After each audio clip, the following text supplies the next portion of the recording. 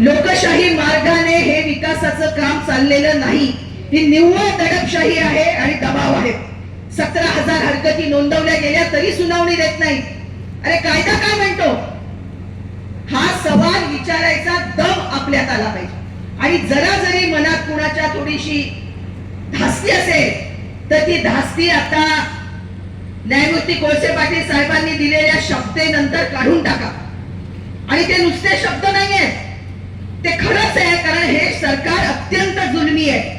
तिथे बसलेल्या पोलिसांचा फौजफाटा जरा कमी झालेला दिसतोय, पण पोलिसांना पण हे सांगितलं पाहिजे की तुम्ही शेतकऱ्यांची मुलं आहात. एसीझेडच्या लढाईत पण आपण तेच सांगत होतो.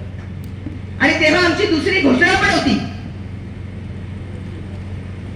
दूसरी घोषणा ही होती की ये अंदर की बात है, पुलिस हमारे साथ. आणि खरोखर आपल्याच गावांमधले पोलीस कॉन्स्टेबल होते जे आपल्या बरोबर भरपूर साथ पोलिसांनी आपल्याला दिलेली आहे. आता सुद्धा पोलिसांना हे सांगण्यात आणि हे जे म्हणतायत की आता आपल्याला पुढचं भविष्य उरणार नाही, ही अतिशयोक्ती नाही. आता शेवटचा टप्पा आहे. या जमिनी गेल्या तर इथे सिमेंट कॉन्क्रीटचं जंगलच उभं राहणार. आत्ताच उरणमध्ये येताना सगळे डोंगर खोदून काढलेले आहेत, तोडून टाकलेले आहेत. त्यानंतरच्या पिढीला आणखी 15-20 वर्षात आज उरण जसं दिसतंय, पेठ जसं दिसतंय, कर्जत खालापूर जसं दिसतंय तसं ते उरणार नाही.